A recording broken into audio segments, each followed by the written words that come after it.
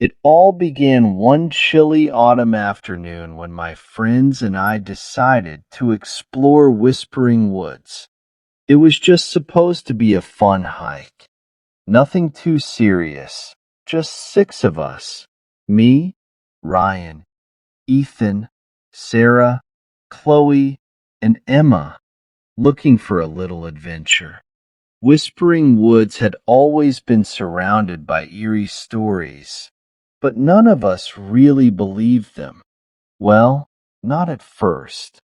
The air was crisp, the trees were painted in shades of red and gold, and the trail seemed harmless enough. As we entered the forest, Emma was already snapping pictures of the scenery, while Chloe chatted about the latest book she'd read. Ryan and Ethan were up ahead, joking and challenging each other to climb over fallen logs. But Sarah? She hesitated. "Are we sure this is a good idea?" she asked, her voice quieter than usual. "Relax, Sarah," I said, clapping her on the back. "It's just a forest. What's the worst that could happen?" "Don't say that," Chloe muttered, narrowing her eyes at me. "You're just asking for trouble."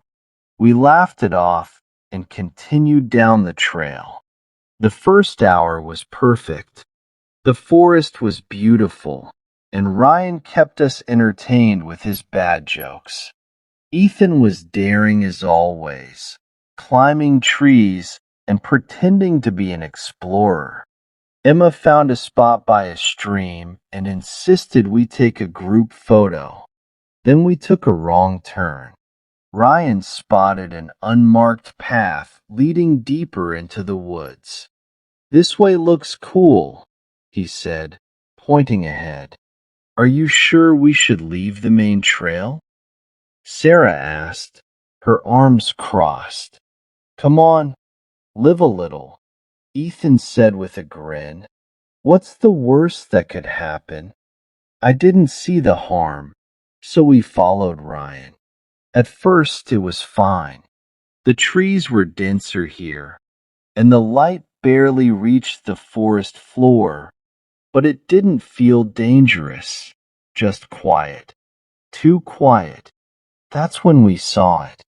At first, it looked like a pile of rocks covered in moss, but as we got closer, we realized it wasn't rocks. It was bones, human bones. Chloe gasped, covering her mouth. "Is that what I think it is?" Ethan crouched down, brushing away the leaves. "Guys, this is a skeleton," he said, his voice lower than usual. "Maybe it's fake," I said, though I didn't believe it myself. The bones looked old, yellowed, and cracked, like they'd been there for decades. "There's something near it," Emma said, pointing to a rusted object tangled in the dirt. Ryan picked it up carefully. It was a locket, the metal tarnished and worn. Inside was a faded photo of a little girl. "This is getting creepy," Sarah whispered. "Yeah," Chloe added, backing away. "I don't like this. We should go," I said, standing up. "Now."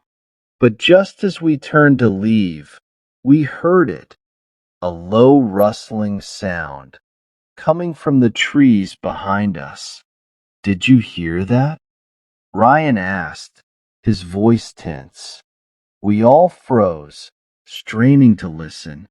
The sound grew louder, closer, like someone or something was moving through the underbrush.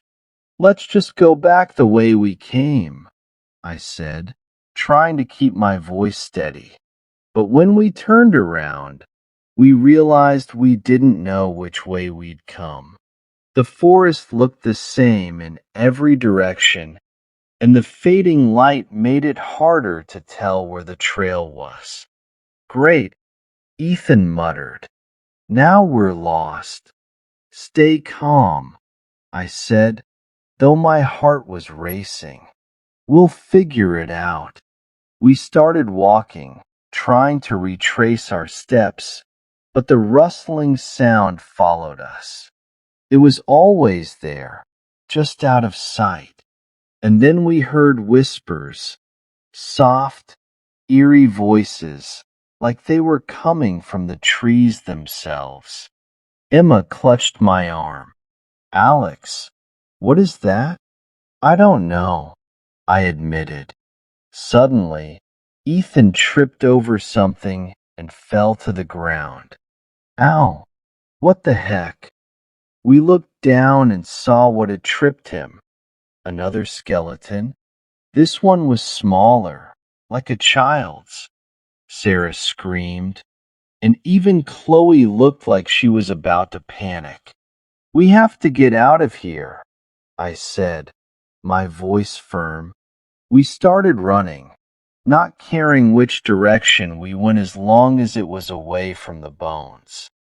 The whispers grew louder, and the rustling turned into heavy footsteps, like someone or something was chasing us. Ryan shouted, "This way," and led us through a narrow gap between the trees. We stumbled over roots and branches, our breaths coming in gasps. Finally, after what felt like hours, we burst out of the forest and onto the main road. None of us said a word as we stood there, catching our breath. The forest loomed behind us, dark and silent.